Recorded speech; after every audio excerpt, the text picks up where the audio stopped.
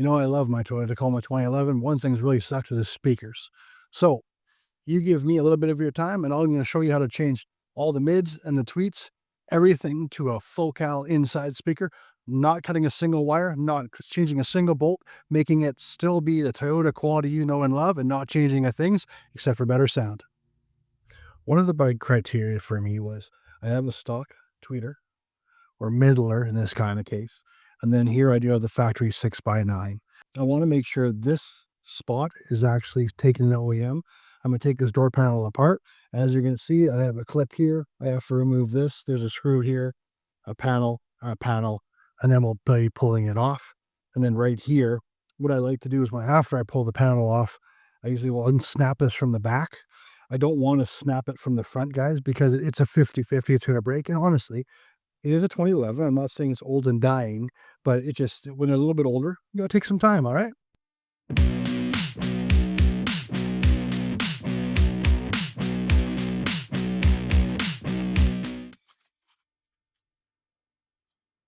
That was exhausting.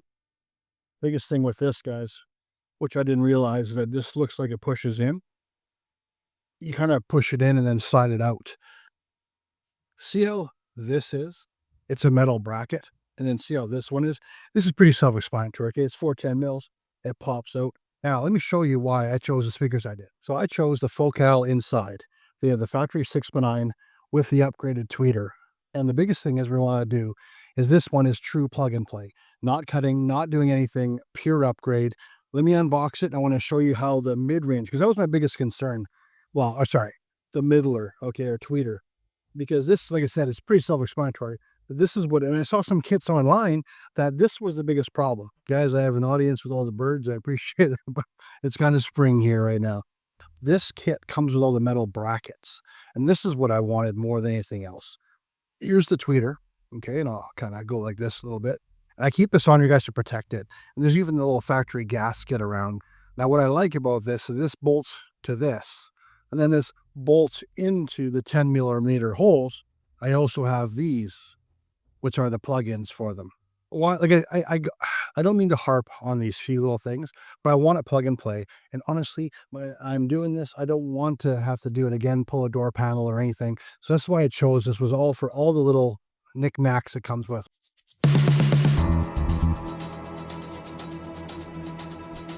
This is metal. You might notice I use hand tools because these, for example, are plastic inserts with the 10 millimeter. These are metal. So I agree. I can use an impact or a drill. Don't. Take your time. Things are expensive to fix. But this middler has 4 pins.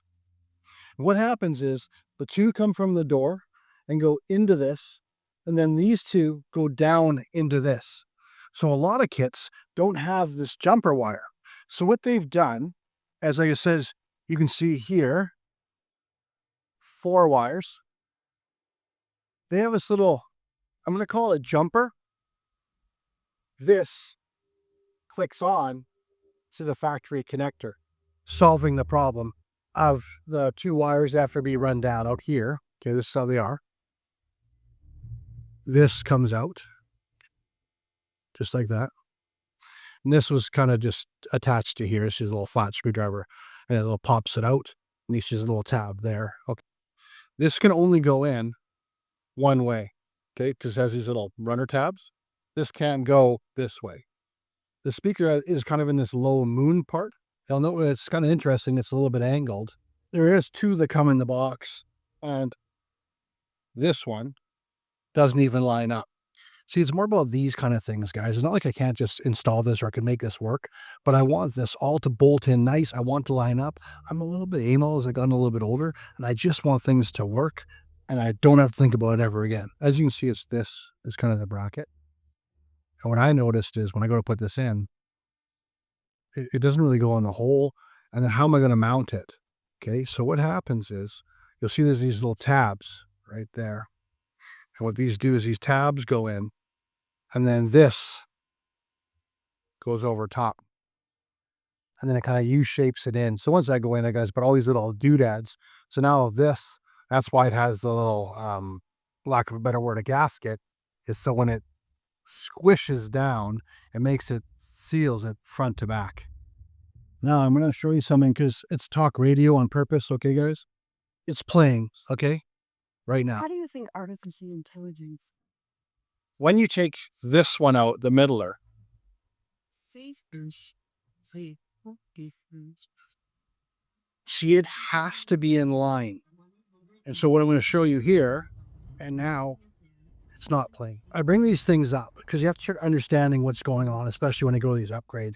Now, this is the one big thing I saw was, they would take the wires from here, run it down. I'm not trying to beat a dead horse, but I'm just saying, take your time, go through it all. And this is why this has the 4 wires on it. It's connected in series. Here it is with the piece installed onto the factory wiring.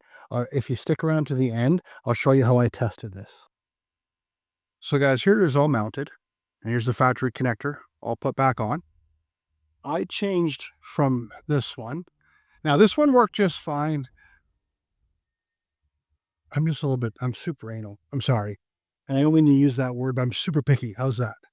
I just adjusted it so I could use like this and snap it on. And now you can see it uses the factory clip. What it's just saying is this one doesn't have a factory clip. I didn't want to tape it, and I didn't want to use heat shrink or anything like that. So the beautiful thing is now, and by the way, if you stick around to the end, I'll show you how I soldered those. I changed it up a little bit on this thing, but there's a reason too now, is that 3 of these in place.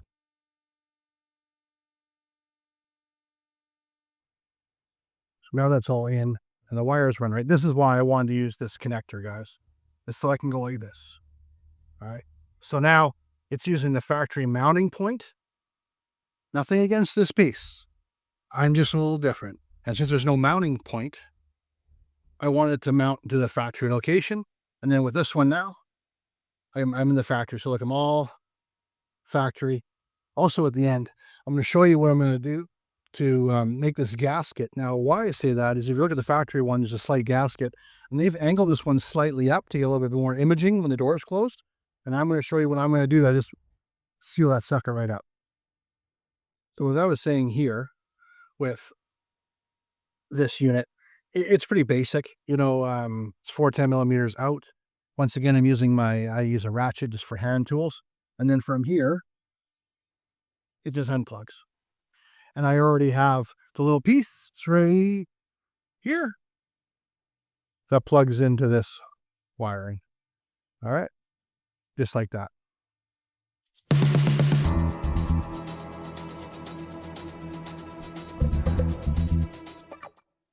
Quick tip. I leave the top bolt in. So when I undo the bottom one, it doesn't fall. So at least this one, then I can go like this and have my hand underneath, okay? Back to it.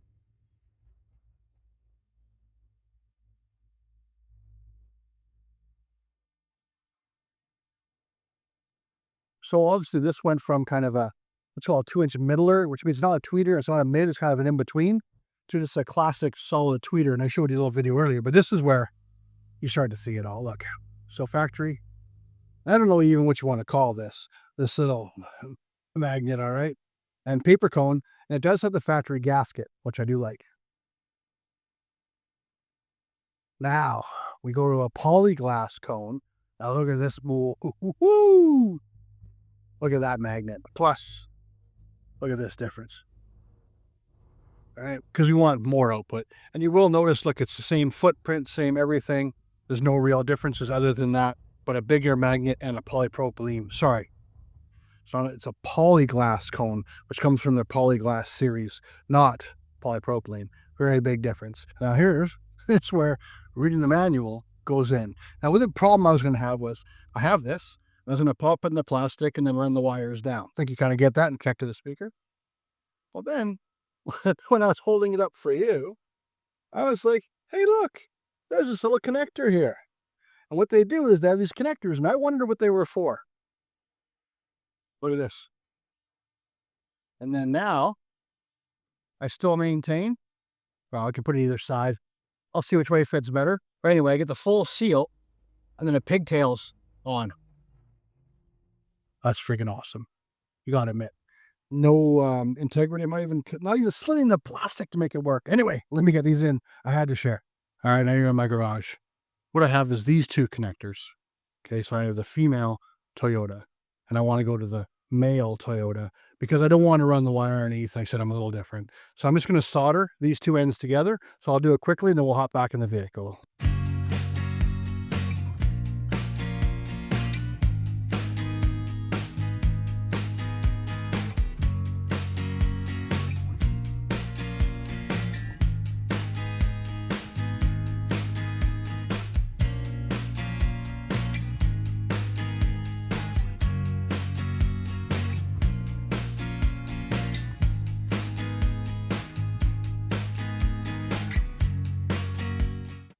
All right, we're all back.